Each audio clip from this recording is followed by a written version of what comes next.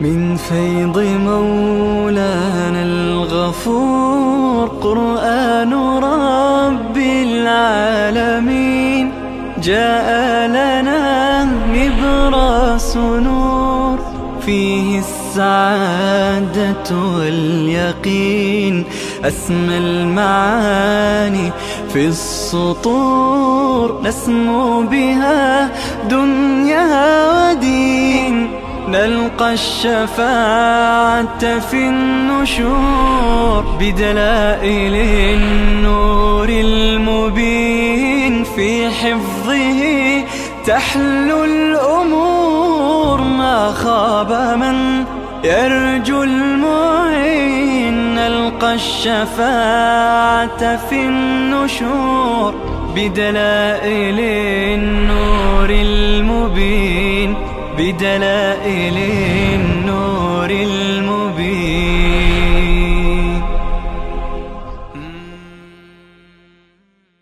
أعوذ بالله من الشيطان الرجيم. بسم الله الرحمن الرحيم. وكذلك جعلناكم أمة وسطا لتكونوا شهداء على الناس ويكون الرسول شهيدا عليكم وما جعلنا القبلة التي كنت عليها إلا لنعلم من يتبع الرسول ممن ينقلب على عقبيه وإن كانت لكبيرة إلا على الذين هدى الله وما كان الله ليضيع إيمانكم إن الله بالناس لرؤوف رحيم. صدق الله العظيم. اللهم صل على سيدنا وشفيعنا وحبيبنا محمد وعلى آله وصحبه أجمعين. از این آیه به بعد خداوند تعالی شبهاتی را و اشکالاتی را که از طرف یهود یا بقیه مخالفان وارد می شدند اون شبهات را و اون سوالات را پاسخ می دهند و جواب می دهند. یکی از شبهات یهود در رابطه با تحویل قبله هست. استحضار دارید که رسول الله صلی الله علیه و سلم وقتی که به مدینه طیبه تشریف آوردند ابتداءً رو به طرف بیت المقدس نماز می خواندند. دستور رسیده بود که به طرف بیت المقدس نماز بخوانند. 16 الی 17 ماه نماز به طرف بیت المقدس خوانده شد و بعد از آن الله عزوجل دستور دادند که به طرف بیت الله نماز بخوانند. اما قبل از اینکه این دستور صادر بشه از آنجایی که رب العالمین عالم الغیب هست و همه امراض مخالفان را میداند اشکالاتی که بناس اونها وارد بکنند الله خبر دارد لذا پیشا پیش خداوند تعالی فرمود که اینها در رابطه با قبله اعتراض میکنند و درباره قبله از شما سوال میکنند لذا این جواب را و این پاسخ را عنایت بفرمایید. بنابراین علما معتقدند مفسران معتقدند که سیقول السفهاء چه زمانی الله تعالی آیات را نازل فرمود هنوز اعتراضات وارد نشده بود، هنوز اصلا دستور تحویل قبله داده نشده. گرچه بعضی ها معتقدند که بعد از اینکه دستور تحویل قبله شد این آیه نازل شد. اما محققین بر این اعتقادند که نه، قبل از اینکه دستور صادر بشه هنوز دستور تحویل قبله نبود. الله تعالی پیشا پیش فرمود سیقول السفهاء. سیقول ظاهر فی الاستقبال، ظاهر هست در رابطه با چی هست؟ استقبال هست، آینده هست. سیقول ظاهر فی الاستقبال و انه اخبار من الله تعالی بنبیه صلی الله علیه و سلم. این عبارت مال علامه اندلسی هست. حاصل و خلاصه این عبارت اینه که هنوز دستور تحویل قبله نشده بود. پیشا پیش خداوند پیشگویی فرمودند که آنان اعتراض میکنند ای رسول الله و شما اعتراضشان را اینگونه پاسخ بدهید. و انه اخبار من الله تعالی بنبیه صلی الله علیه و سلم انه یصدر منهم هذا القول في المستقبل. الله تعالی به نبیش صلی الله علیه و سلم می فرماید که این قول در مستقبل از اونها چی می شود؟ صادر میشه. در آینده نزدیک این قول صادر میشه، این اعتراض را خواهند کرد. و ذلك قبل ان یؤمروا باستقبال القبله. هنوز دستور استقبال قبله صادر نشده بود. قبل از اینکه دستور استقبال قبله صادر بشه الله تعالی می فرماید بحر المحیط. لذا الله می فرماید سیقول السفهاء. ان قریب سفها می گویند، جمع سفیه هست، سفیه احمق را می گویند، کسی که عقل و خردش کم باشد. مراد السفها تفسیر کبیر گفته یهود، منافقین، مشرکین. یهود و منافقین و مشرکین اعتراض خواهند کرد. سفها من الناس ما ولاهم عن قبلتهم التي كانوا عليها. ما ولاهم مثل مقوله سفها. اونها چی خواهند گفت؟ ما ولاهم عن قبلتهم التي، چه چیزی اینها را برگرداند از قبله شان. قبله بیت المقدس. از قبله شان التي كانوا عليها، که بودند بر آن قبله. آن قبله که بر آن قبله بودند چه چیزی باعث شد که اینها از اون قبله روی بگردانند به سمت سوی دیگر؟ خداوند پاسخ میده، جواب میده، اما دو تا جواب هست. یک جواب اجمالی هست، یک جواب تفصیلی هست. ابتداءً جواب اول اجمالی بنویسید، قل لله المشرق. جواب اول اجمالی. الله می فرماید قل لله المشرق والمغرب. برای الله است، بگو برای الله است مشرق و مغرب. به هر سمت و سویی که الله دستور بده از آن الله است. همه جهت ها مال الله است. یهدی من یشاء الى صراط مستقیم. این علت این جواب هست، علت جواب اجمالی. یهدی من یشاء، خداوند کسی را که بخواهد راهنمایی می فرماید، هدایت می فرماید به صراط مستقیم. لذا خداوند شما را دستور داده، خدا که دستور داده، خدا که راهنمایی کرده، لذا کسی اعتراض ندارد. پیغمبر خداست، ارتباط مستقیم از طریق وحی با خدا دارد.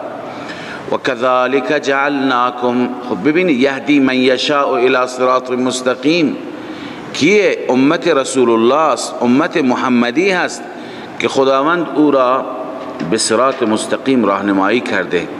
اما اینجا که در رابطه با امت آمد یهدی من یشاء الی صراط مستقیم، اکنون جمله معترضه هست بر فضیلت امت. بحث قبله هنوز ادامه داره، ولی چین که در وسط آمد یهدی من یشاء، لذا و کذالک جعلناکم جمله معترضه فضیلت امت محمدی. الله تعالی می فرماید و کذالک جعلناکم امتا وسطا، همچنین الله تعالی شما را قرار داد امت وسطی. ببینید کاف را عموما در کذالک اساتید ما میفرمایند کاف لبیان الکمال. کاف لبیان الکمال معنیش چیه؟ یعنی این که شما را امت میانه قرار داد این از کمال هست. این چی هست؟ از کمال هست و الله عزوجل بر شما احسان کرد، شما را امت وسط قرار داد. امت وسط معنیش هست افضل، خیر، یعنی بهترین امت، افضل ترین امت. و بعضی گفتن وسط به معنی عدل، عادل ترین امت، که تو این امت چی هست؟ اعتدال هست، افراط نیست، تفریط نیست.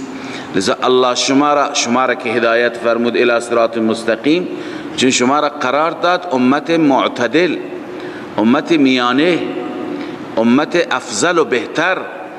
لتكونوا شهداء علی الناس، تاکه شما باشید گواه بر مردم.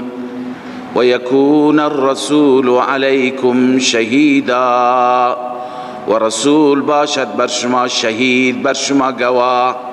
ببینید اینجا دو معنا می کنم شهدا یا شهید را. یکی این که شهید به معنای گوینده، شهید به معنی چی هست؟ گوینده. یا ایها النبی انا ارسلناک شاهدا. شاهدا یک معنیش این است که شما در این آیه معنیش این است که شما بیان کننده هستی برای مردم. انا ارسلناک شاهدا، شاهدا معنیش چی هست؟ اینکه شما بیان کننده هستید برای مردم. اینجا هم لتکونوا شهدا، ای امت شما بیان میکنید مسئله توحید را، مسئله حق را برای بقیه مردم. و یکون الرسول علیکم شهیدا، رسول بر شما گوینده هست، بیان کننده هست. یک معنی این است. این معنی را شیخنا مولانا حسین علی رحمه الله فرمودند از شاهدان گرفتن. متوجه هستید؟ چون که اینجا اهل باطل، مبتدعه و خرافاتی ها میگن شهید به معنی حاضر و ناظر. و یکون الرسول شهیدا، پیغمبر چه زمانی میتواند بر شما شهید باشد، شاهد باشد؟ زمانی که حاضر و ناظر بر اعمال شما باشد، اعمال شما را ببیند، از احوال شما خبر داشته باشد، اطلاعات دقیق داشته باشد. اون زمان پیغمبر میتواند چی؟ میتواند که برای شما گواه باشد. برای شما چی باشد؟ گواه باشد. لذا شهید به معنای حاضر و ناظر هست. اولا در جواب و پاسخ عرض میکنیم که شهید به معنای هر جا گواه نیست، شهید به معنای بیان کننده هم هست. رسول الله را که شهید میگن به این خاطر که بیان کننده. و الا اگر شهید به معنای حاضر و ناظر باشد، پس اون صفت برای امت هم آمده، لتکونوا شهداء علی الناس. پس شما هم حاضر و ناظر، چون شما بر مردم چیکار میکنید؟ گواهی میدهید، اعمال مردم را گواهی میدهید. پس شما هم شدید چی؟ حاضر و ناظر شدید، در حالی که به اون معنی هرگز نیست. اما معنی دوم همین که بنده عرض کردم به معنی گواه. اگر به معنی گواه باشد، خب به معنی بیان کننده باشد، امر به معروف و نهی از منکر، خب به اون معنی که اشکالی نیست. هم رسول الله وظیفش اینه به شما رسانیده و فرمود که فلیبلغ الشاهد منکم الغائب. به همه امت دستور داد که ای امت من رسانیدم به شما، شما هم برسانید. اما اگر به معنی گواه باشد، مطلبش چیه؟ تفسیرش چیه؟ من این تفسیرش را از روی حدیث شریف خدمت شما عرض می کنم.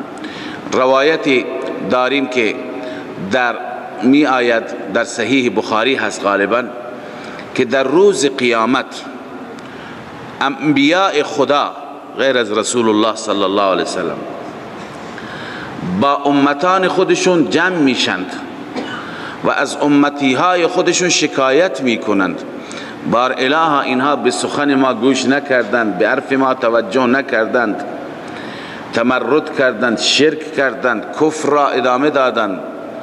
امتها انکار میکنند. امتها که انکار میکنند از انبیا گواه خواسته میشه، شاهد میخواند. انبیا میگویند که شاهد و گواه ما امت محمد صلی الله علیه و سلم بود. امت محمد حاضر میشه: بار اله درسته، قوم نوح به حرف نوح عمل نکرد، قوم صالح به سخن حضرت صالح اعتماد نکرد، گوش نکرد، عمل نکرد. اون وقت از امت محمد سوال میشه که شما از کجا میدونید؟ شما که حضور نداشتید. ببینید ما حاضر و ناظر نبودیم، شما که حضور نداشتید. اون وقت اینها میگویند که به ما پیغمبر ما محمد صلی الله علیه و سلم گفته. اون وقت پیغمبر را میپرسند در رابطه با شهادت امت. رسول الله صلی الله علیه و سلم شهادت میده و به عنوان مزکی اونجا اعلام میکنه که اون چی که امت من میگه درسته. ببینید الفاظ حدیث را بخوانم. رسول الله صلی الله علیه و سلم میفرماید، حدیث صحیح بخاری هست: یجاء بنوح علیه السلام یوم القیامه. در روز قیامت سیدنا نوح را می آورند. فیقال له هل بلغت؟ به نوح گفته میشه از سوی خداوند: ای نوح، آیا پیام خدا را رسانیدی؟ هل بلغت؟ بله. فیقول بلغت، نعم یا رب، رسانیدم پروردگارا. فیسأل امته هل بلغکم؟ از امت نوح میپرسند: آیا نوح به شما پیام الهی را رسوند؟ فیقولون ما جاءنا من نذیر. میگویند هیچ نذیری نیامد پیش ما، کسی که ما را از عذاب تو بترساند از این روز سخت خدای ما خبر نداشتیم. فیقال من شهودک؟ نوح را میپرسند: ای نوح، گواهان تو کیه؟ فیقول محمد و امته، محمد صلی الله علیه و سلم، و امته، محمد و امتش هست. فقال رسول الله صلی الله علیه و سلم: فیجاء بکم فتشهدون. شما را می آورند، شما گواهی می دهید.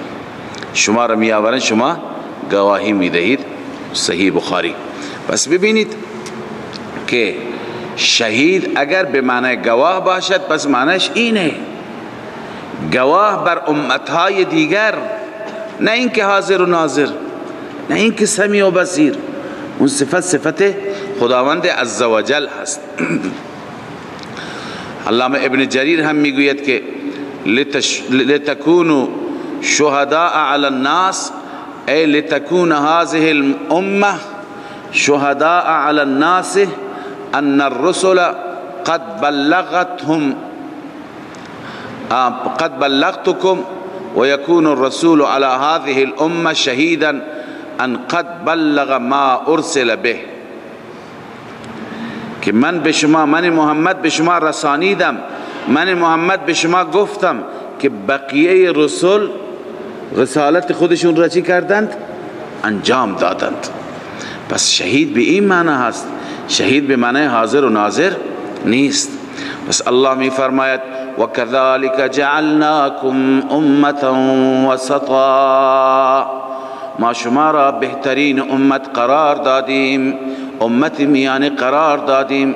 لتكونوا شهداء على الناس، تا که شما شاهد باشید، گواه باشید بر مردم، یعنی بر امتان دیگر انبیا. و یکون الرسول علیکم شهیدا، و رسول صلی الله علیه و سلم بر شما گواه باشد. معالم التنزیل نوشته مزکیا، رسول الله گواهی شما را تایید بکند، مهر تایید بزند. و ما جعلنا القبلة التي كنت عليها الا لنعلم. الله می فرماید این جواب دوم تحویل قبله و علت دوم هست و تفصیل علت اول است، جواب تفصیلی هست. اینجا خداوند پاسخ میده، جواب میده که ای رسول الله، ما قبله را چرا تحویل کردیم؟ اون قبله‌ای که کنت علیها، اون قبله‌ای که شما بر اون قبله بودید، به خاطر اینکه بدانیم که چه کسانی از شما پیروی میکنند. بدانیم معنیش اینه، خداوند که میداند. لنعلم قبلا گفتیم وقتی که علم به سوی خداوند منسوب باشد معنیش چی میشه؟ ظهور، به معنی ظهور. الا لنعلم ای الا لنظهر، ما ظاهر بکنیم، آشکار بکنیم. پس علت تحویل قبله این بود. ببینید تمام انبیاء خدا اکثرا قبلهشان صخره بود، بیت المقدس بود. الله تعالی ابتداءً به پیغمبرش هم دستور داد که به طرف بیت المقدس نماز بخواند. به دلیل چی؟ به دلیل اینکه یهود، نصارا، اینها وقتی که موافقتش پیغمبر را با خودشون ببینن، موافقت در اصول که هست، کتابها همه یک مطلب را و یک مفهوم را بیان میکنن، وقتی که در قبله هم ببینن مثل ما هست، لذا اعتماد بکنند، ایمان بیاورند. پس تحویل قبله برای این هست که مردم ایمان بیاورند. اما کسانی که ایمان آوردند، ایمان آوردند. کسانی که عناد کردند، بر عنادشان ماندند. لذا بعداً خداوند دستور داد که به طرف کعبه و بیت الله که قبله اصلی این امت است، به طرف بیت الله، چون این امت متبع واقعی ابراهیم هست و باید نهایتا و عاقبتا به سوی کعبت الله نماز بخواند. لذا الله می فرماید و ما جعلنا القبلة التي كنت عليها، ما قرار ندادیم قبله که کنت علیها، شما بر آن قبله بودید، الا لنعلم، مگر تا اینکه ما ظاهر بکنیم، من یتبع الرسول، چه کسی پیروی میکند رسول را، ممن ینقلب علی عقبیه، از اون کسانی که بر میگردند به پشت سر. یعنی بعضی ها میگویند هر چی که تو بگویی آمنا و سلمنا، دیروز میگفتی به طرف بیت المقدس نماز بخوانید، امروز میگویی به طرف بیت الله نماز بخوانید، میخوانیم. اما یک گروه که میگویند پس قبله عوض شد، ما هم بر میگردیم از این دین. ممن ینقلب علی عقبیه، خداوند متبعین را از کسانی که بر میگردند چی بکند؟ ظاهر بکند. و این کانت لکبیرتا، گرچه بزرگ بود، لکبیرتا ای لثقیلتا، سنگین بود تحویل قبله. و این کانت لکبیرتا الا علی الذین هدى الله، سنگین بود مگر بر کسانی که خداوند اونها را چی کرده؟ هداهم الله، هدى الله ای هداهم الله، خداوند اونها را هدایت کرده. یعنی مؤمنین متقنین بر اونها سنگین نبود، چون اونها تابع محض هستند، در بست در اختیار خدا و رسول، هر جا که خدا بگه. اما بعضی دیگر بر اونها تحویل قبله چی بود؟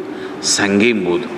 ولی الله عزوجل این دستور را صادر فرمود. خب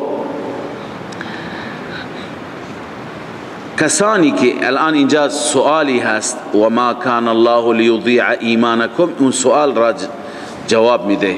در دل صحابه آمد که ما 16-17 ماه به طرف بیت المقدس نماز بخواندیم، امروز دستور رسید که به طرف بیت الله نماز بخوانیم.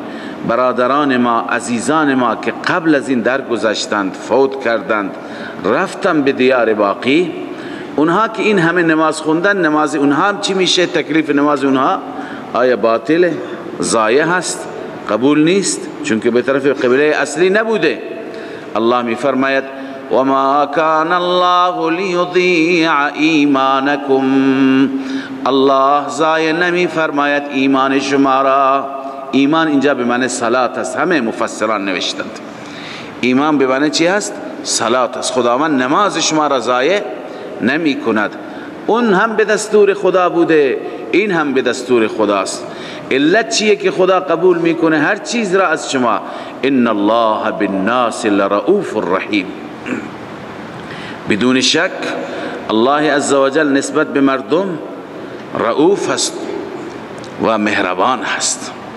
رأفت و لطف الله نسبت به مردم بسیار زیاد و مهربانی خدا هم بسیار زیاد. خب این دستور تحویل قبله بود. اما بعد از این عرض کردم این آیات پیشا پیش نازل شد، هنوز قبله تحویل نشده بود. خداوند عبارت علامه اندلسی را در بحر المحیط خواندم براتون که هنوز دستور صادر نشد. خداوند فرمود که ان قریب سفها و حمقا میگویند چرا این پیغمبر قبله را عوض کرد؟ پس رسول الله صلی الله علیه و سلم متوجه شد که دستور تحویل قبله چیه؟ نزدیک هست. لذا آن حضرت مشتاق بود، قبله ابراهیمی بود، بیت الله بود. رسول الله بار بار به طرف آسمان نگاه میکرد، انتظار مسافر را داشت، انتظار جبرائیل را داشت کی بیاید و دستور صادر بشه زودتر به طرف بیت الله نماز بخوانیم.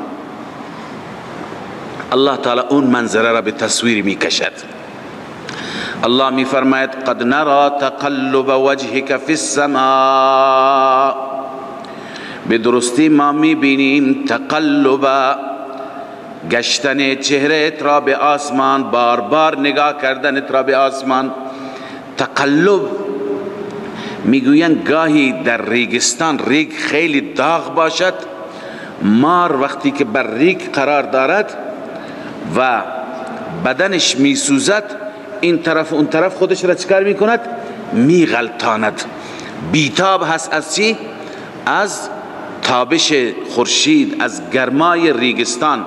تقلب الشیء ظهر البطن كالحیة تتقلب في الرمضاء، یعنی انسان این طرف اون طرف خودش را چی بکند؟ برگرداند، مثل اون ماری که در عرض کنم تابستان در ریگستان هست.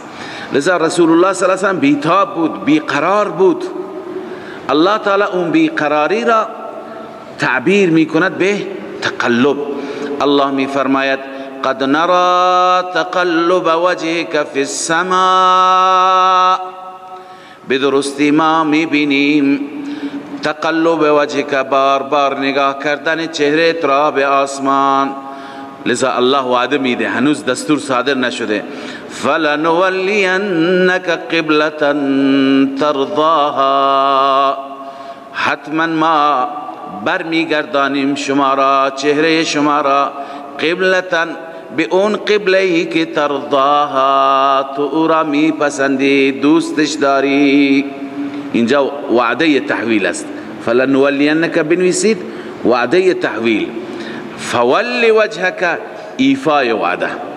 اکنون خداوند اون وعده را ایفا میکند، دستور میده. فول وجهک شطر المسجد الحرام، شما برگردانید چهره تون را به طرف مسجد حرام، به طرف مسجد حرام. این مسئله فقهی را اینجا ملاحظه بفرمایید که خداوند نفرمود چهره را به طرف کعبة الله برگردان. ببین کعبة الله فرق میکنه با مسجد حرام. کعبه به هر حال اون بیت الله هست و بس، اما مسجد حرام تمام اون مسجد و مسجد الحرام که به اندازه مساحت هزاران متر مربع هست، همه اون مسجد الحرام است. پس اگر میگفت فول وجهک شطر الكعبه شطر البیت، اون وقت بر مردم لازم بود که کاملا عین کعبه را چکار بکنند؟ قبله قرار بدند و کاملا به طرف کعبه. اون مشکل میشد. چنانچه کسانی که الان در مسجد الحرام نماز بخوانند داخل مسجد الحرام باشند، اونها با توجه به اینکه برایشون مشکل نیست، اونها باید رویشون را به چه سمتی بگردانند؟ به طرف عین کعبه. اما برای ماهایی که بیرون هستیم، به طرف ما همون جانب مسجد حرام کافی. جانب مسجد حرام و جهت مسجد حرام چی هست؟ کفایت میکند. به این خاطر خود کعبه را نام نبرد، بلکه چی را؟ مسجد حرام را.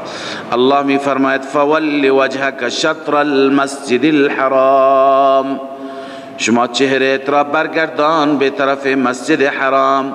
و حیث ما کنتم فولوا وجوهکم، تأکید هست برای تعمیم، یعنی منحصر به شهر مدینه نیست، هر جا بودید، هر جا بودید.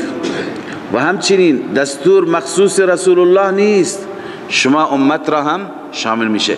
هر جا بودید فول وجوهکم شطره، شما امتی ها، شما مسلمانان برگردانی چهره تان را شطره به جانب مسجد حرام.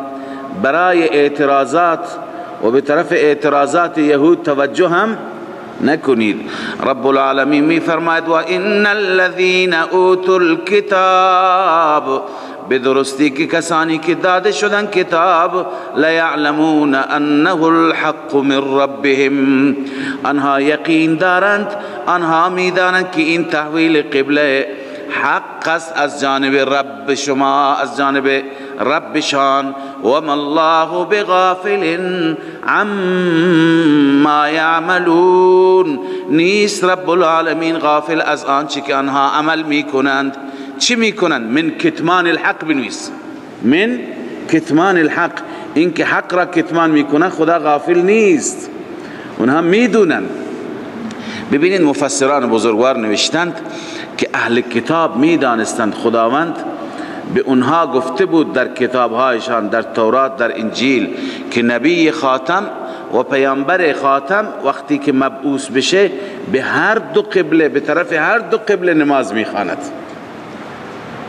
اگر رسول الله صلی الله علیه و سلم تا ابد به طرف بیت المقدس نماز میخواند،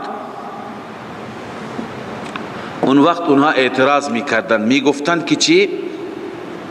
این پیغمبر چرا به طرف بیت الله قبله ابراهیمی نماز نمیخواند؟ پس این پیغمبر اون پیغمبر موعود نیست، چون در کتاب ما هست که هم به طرف بیت المقدس نماز میخواند و هم به طرف قبله ابراهیمی نماز میخواند. پس معلوم میشه که اون پیغمبر نیست. لذا اکنون که 16-17 ماه نماز بخوند به طرف بیت المقدس و بعد از اون دستور داده بشه به طرف بیت الله، اون وعده‌ای که در تورات و انجیل هست اون وعده محقق میشه. پس الله میفرماید اینها میدانند ولی کتمان میکنند. و ما الله بغافل عما یعملون، اونها که کتمان میکنند خداوند از کتمانشان غافل نیست. ولئن اتیت الذین اوتوا الکتاب، خداوند تعالی اینجا هم زجر بیان میفرماید بر مخالفین و هم عنادشون را بیان میکند که ای پیغمبر شما هر دلیلی بیارید اینا تابع قبله شما نیستند. پس شما زیاد خودت را نگران نکن و از این بعد به دنبال اینها، تابع اینها نباش، به حرف اینها توجه نکن. الله می فرماید ولئن اتیت الذین اوتوا الکتاب، اگر بیایی شما پیش کسانی که کتاب داده شدن، بیایی یعنی بیاوری بكل آیت، هر آیه، هر نشانی، هر حجتی، ما تبعوا قبلتک، اونها پیرو قبله تو نخواهند بود. اونها میدونند که قبله تو قبله ابراهیم است، ولی بر قبله خودشون هم تعصب بیجاه دارند. و ما انت بتابع قبلتهم، شما هم تابع قبله اونها نیستید.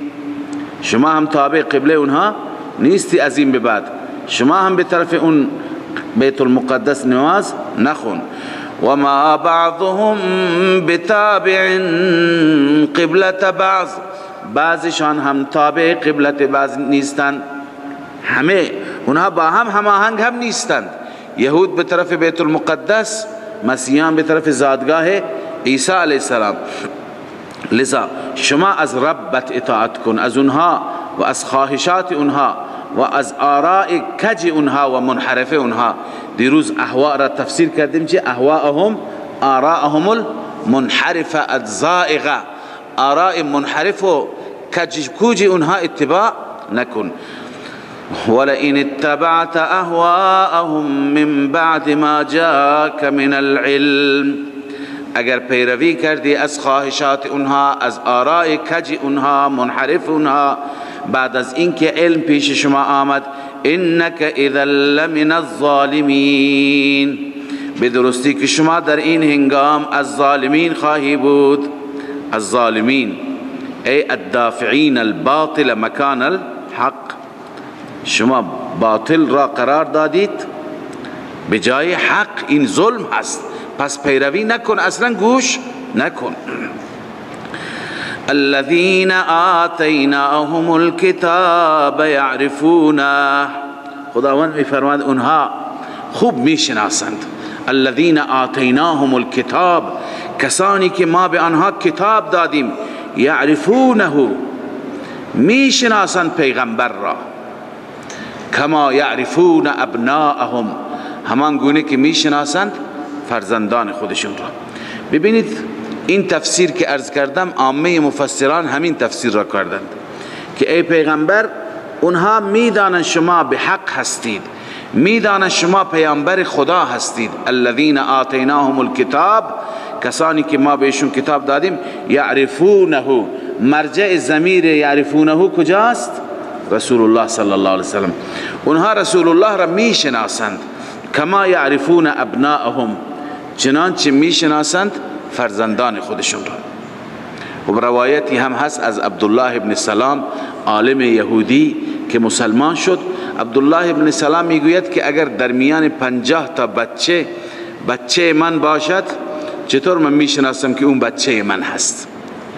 لذا رسول الله صلی الله علیه وسلم را از این هم بیشتر میشناسم، تشخیص میدم با علائمی که در تورات خواندم که این پیغمبر خداست. اما اینجا شیخنا مولانا حسین علی رحمه الله میفرماید یعرفونه، این مرجع ضمیر تحویل قبله هست، چون بحث تحویل قبله هست. ما قبل این آیه هم درباره قبله، ما بعد آیه هم درباره چی هست؟ قبله هست. بس معنی اینطور میشه بر اساس تفسیرشان که کسانی که ما به اونها کتاب دادیم، یعرفونه، میدانند و میشناسند این مسئله تحویل قبله را. کما یعرفون ابناءهم، همان گونه که فرزندان خودشون را میشناسند. متوجه شدید؟ اما اگر میشناسند چه قبله را چه رسول الله را، پس چرا نمیگند؟ الله میفرماید و ان فریقا منهم لیکتمون الحق، همان گروهی از آنها کتمان میکنند حق را، حق پوشی میکنند. و هم یعلمون، آنها میدانند واقعیت را. خب کتمان میکنند اشکالی ندارد. الله میفرماید حق از جانب رب هست، رب بیانش میکند آشکارا. شما شک نکن، شما به مسیرت ادامه بده. الحق من ربک فلا تکونن من الممترین، حق از جانب پروردگار تو هست، هرگز نباش از شک کنندگان، هرگز شک نکن و بر حق و بر مسیر حق استقامت داشته باش. ولكل وجهة هو مولیها فاستبقوا الخیرات.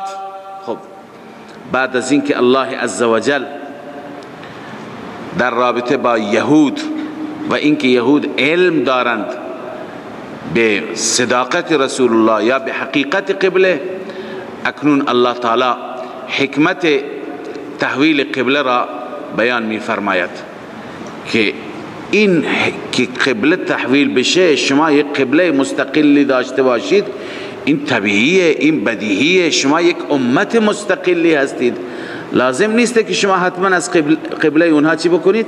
تبعیت بکنید. ولکل وجهة، لکل ای لکل امت، برای هر امتی جهتی هست، برای هر امتی قبله هست. وجهتون اینجا به معنی قبله هست. هو مولیها، که اون امت رخ خودش را به طرف او برمیگردانه، به طرف اون قبلهش. فاستبقوا الخیرات، پس وقتی که مسئله اذا کان الامر كذلك، وقتی که این چنین هست، شما به سوی خیرات بشتابید. یعنی چه؟ یعنی مسئله قبله وقتتون را با این ضایع نکنید. کارهای مهمتری دیگری هستند، کارهای خیر دیگری هستند که در اونها بشتابید، از هم دیگر پیشی بگیرید. اما مسئله قبله خب اون دستورش صادر شد. لذا اینما تکونو، این تخویف اخروی هست. خداوند می فرماید ببینید، مواظب باشید، یک روزی در محضر الهی و در دادگاه عدل الهی شما میایید، حاضر میشید. اینما تکونو یأتی بکم الله جمیعا، هر جا باشید خداوند شما را می آورد، همگیتان را. ان الله علی کل شیء قدیر، علت این هست که الله عزوجل بر هر چیز قادر است، بر هر چیز تواناست. لذا شما باید در کارهای خیر از هم دیگر پیشی بگیرید، وقتتون را با مسئله قبله ضایع نکنید. و من حیث خرجت، خب اینجا الله عزوجل حکم سفر را بیان می‌فرماید. اونجا حکم حضر بود. خب اونجا در مدینه طیبه دستور دادن که به طرف بیت الله. آیا اگر جای دیگه بودند، به ملک شام رفتند، به ملک یمن رفتند، باز هم به طرف بیت الله. و من حیث خرجت بنویسید حکم سفر.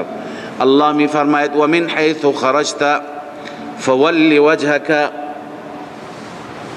هر جا که شما خارج شدید، فول وجهک، برگردان چهرهت را، شطر المسجد الحرام، جانب مسجد حرام.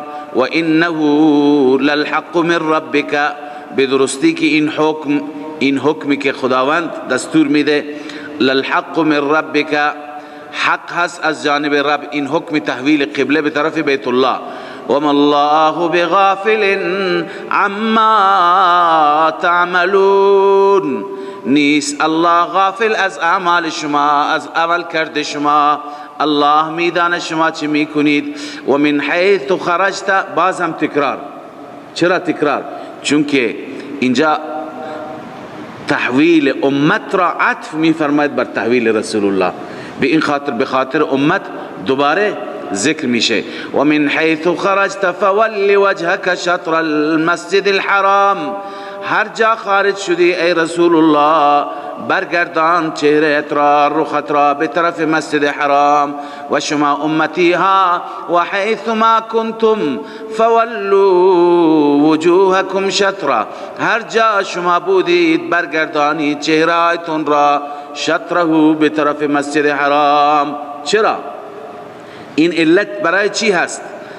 لئلا یکون للناس علیکم حجه، بنویسی علت، تاکه نباشد برای مردم، لئلا یکون للناس، نباشد برای مردم، علیکم حجه، بر شما حجتی، مردم بر علی شما حجت داشته نباشند، مدرک داشته نباشند. چرا؟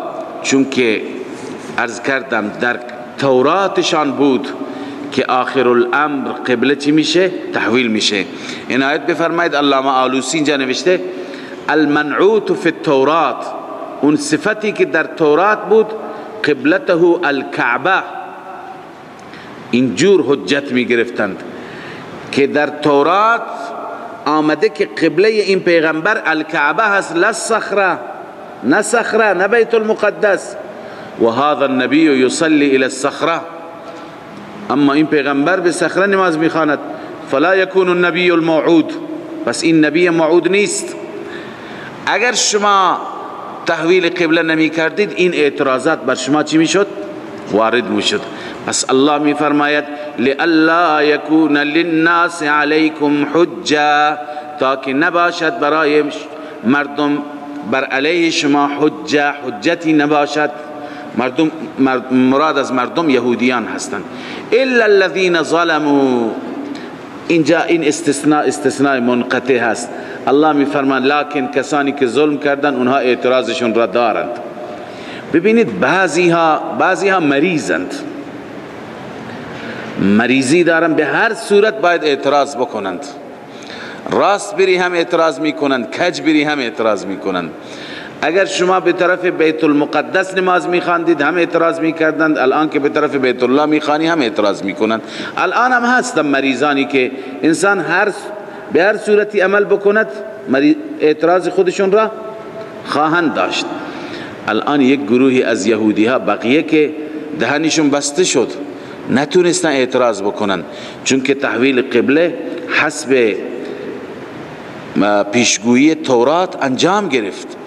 اما یک گروه گفتند که ببینید این پیغمبر چه تعصبی دارد نسبت به شهر خودش، دلش تنگ شده برای شهرش، الان به طرف شهرش نماز میخواند. نگران نباشید، بعد از چند ماه میره دیگه، از اینجا یثرب را ترک میکنه، مدینه را ترک میکنه، میره، شما راحت بشید. چون خیلی دلتنگ شده، اول به طرف بیت المقدس نماز میخوان، الان به طرف مکه نماز میخواند. الله اشاره میکند الا الذين ظلموا، مگر کسانی که ظلم کردند، منهم، از آنها، فلا تخشوهم واخشونی، شما از آنان نترسید، از من بترسید. فلا تخشوهم واخشونی، شما نترسید از آنها. ببین اهل حق هم به مسیر حق ادامه بده، از اعتراضات مردم هراسی داشته نباشه، از خدا بترسه، از مردم نترسه. مردم هرچی میگویند بگویند، ولی فقط شرطش اینه که مسیر حق باشد. الله می فرماید فلا تخشوهم واخشونی، شما از آنان نترسید، واخشونی، از من بترسید. ولأتم نعمتی علیکم ولعلکم تهتدون. این لأتم عطف بر لئلا یکون للناس. لئلا علت چی بود؟ علت تحویل قبله بود.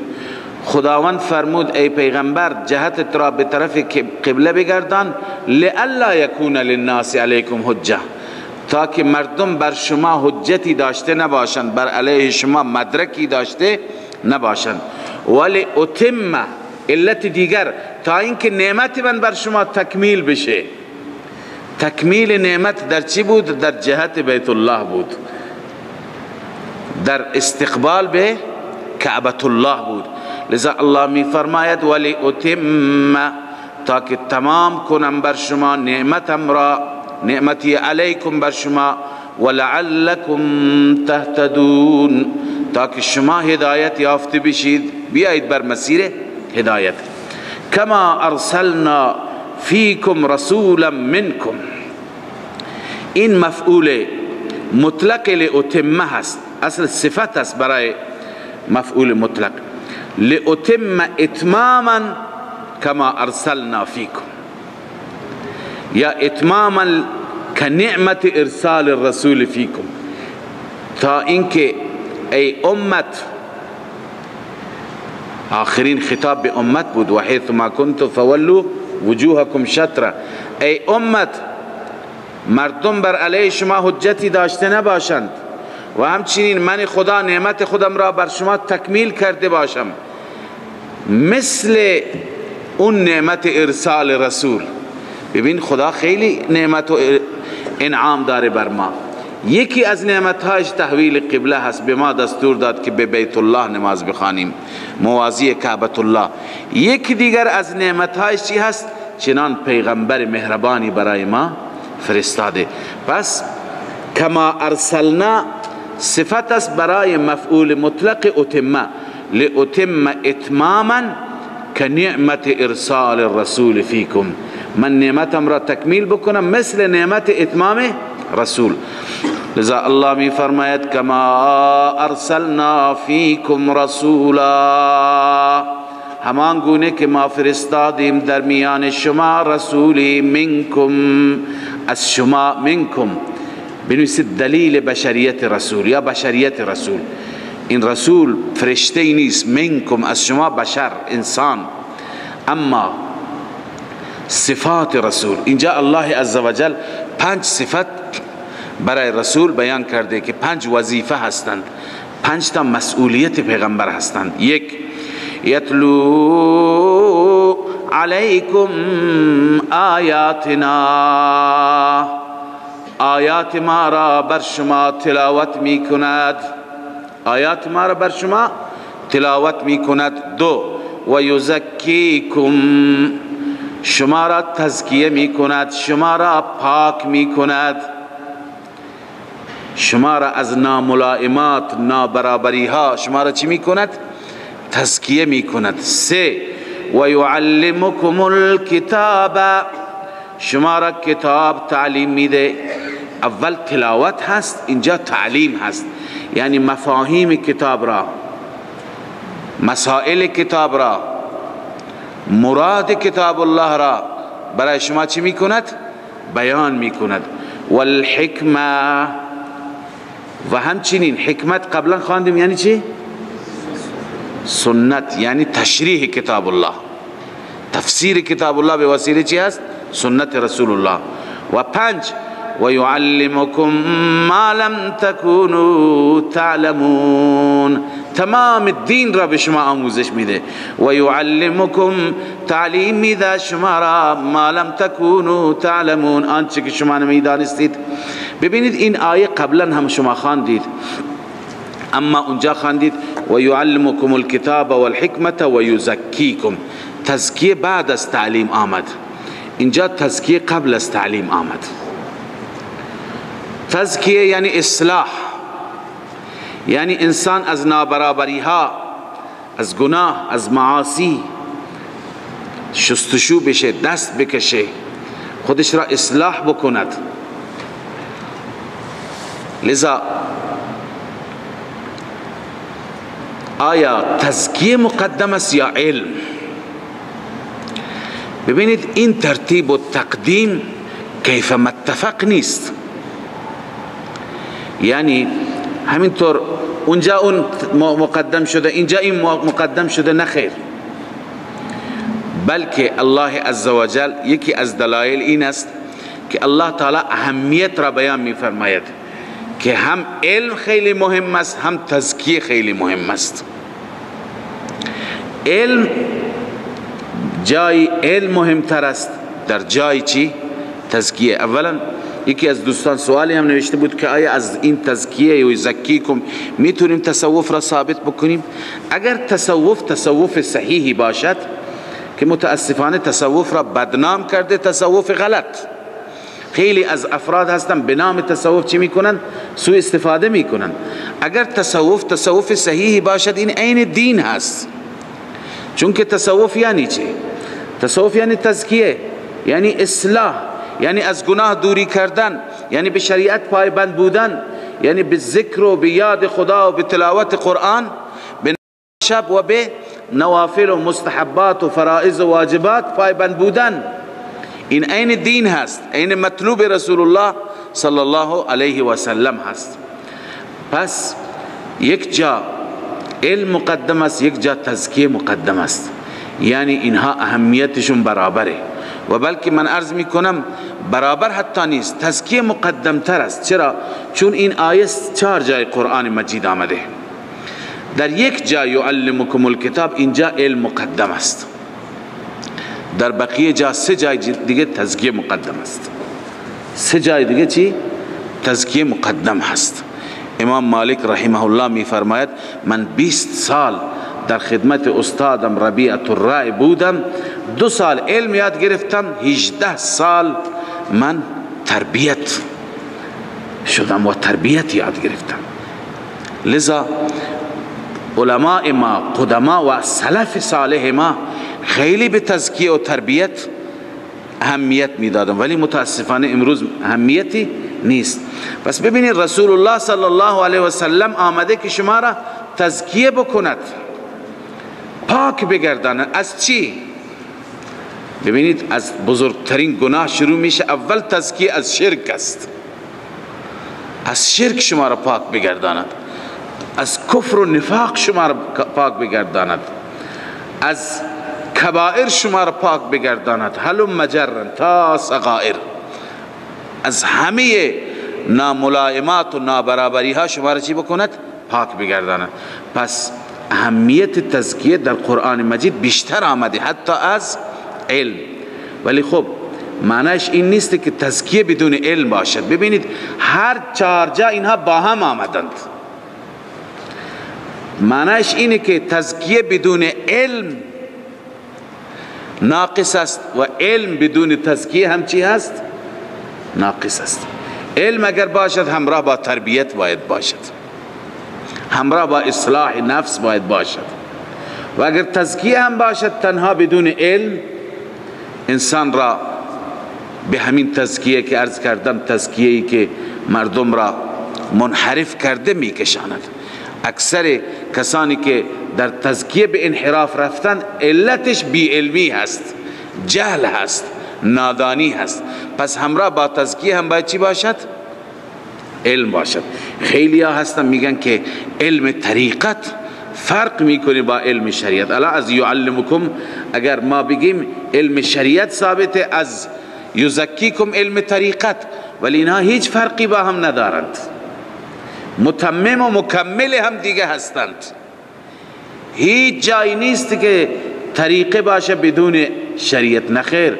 طریقت در بس باید در اختیار شریعت باشد و شریعت هم هر جا همراه با چی باشد؟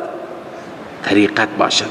بس ببینید شما یک جا پیدا کنید قرآن که تزکیه را بدون علم آورده باشد. لذا الله می فرماید فاذکرونی اذکرکم واشکروا لی ولا تکفرون.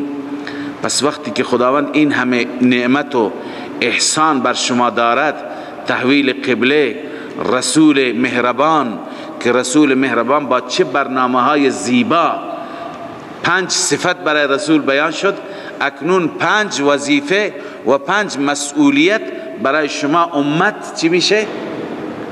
نوشته میشه. 1 فاذکرونی اذکرکم، شعبه اول، مسئولیت اول ذکر. اما ذکر خدا با چی؟ بنویسید بالطاعت و الدعاء. خدا را یاد کنی با طاعت، نه اینکه با عرض کنم که فقط ذکر خدا بدون طاعت. یک کسی بود میگفت که با کسی کار داشته که بظاهر در مسیر تزکیه بوده، همین نوع افراد تزکیه را بدنام میکنن، طریقت را بدنام میکنن. میگه ما مجبور شدیم به خاطر اینکه یک ملکی را ببینیم به مشهد بریم. یه مسئله معامله به هر حال بازاری بود. اونجا که رفتیم مشهد، 2 شبی که با هم بودیم، این آقا تسبیح به دستش بود و همش تسبیحات میکرد. وقت نماز آمد من گفتم نماز، گفت شما نمازت را بخوان، با من کار داشته نباش. میگه 2 روز که با هم بودیم یک نماز هم نخوند، فقط ذکر. ذکر به این معنی نیست.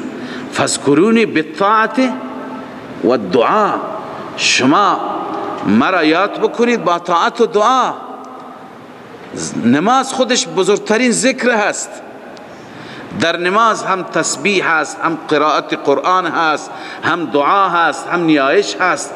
لذا فاذکرونی اذکرکم، شما مرا یاد بکنید، بنویسید بالطاعت و الدعاء، اذکرکم بالثواب والاجابه. من خدا شما را یاد میکنم با چی؟ پاداش می شما میدم، اجابت دعایتون میکنم. واشکروا لی ولا تکفرون. دوم مسئولیت یا وظیفه دوم شکر خداوند عزوجل. واشکروا لی، شاکر خداوند باشید، ولا تکفرون، ناسپاس نباشید. شکر نعمت ها هم عبادت خداست، هم طاعت و بندگی خداست. ذره ای سرپیچی نکردن از حکم خدا، این خودش شکر است. خب شکر زبانی داریم، شکر عرض کنم که بدنی داریم. شکر زبانی هم ذکر و یاد خدا و الحمدلله گفتن هست. شکر بدنی اینه که انسان تمام اعضایش جوارح هست در اختیار رب باشد، گناه نکنه، معصیت نکنه، طاعات را واجبات را بجا بیاورد. و آخر دعوانا ان الحمد لله رب العالمين.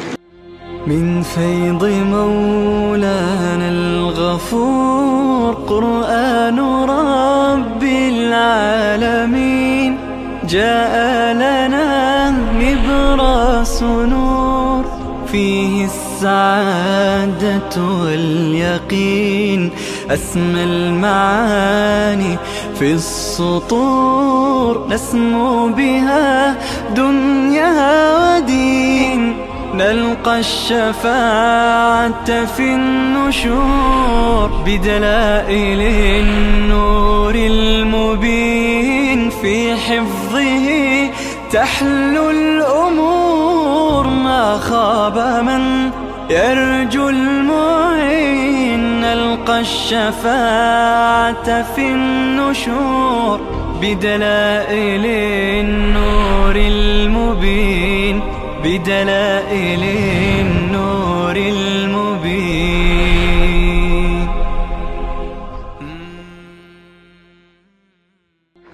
من فيض مولانا الغفور قرآن رب العالمين جاء لنا نبراس نور فيه السعادة واليقين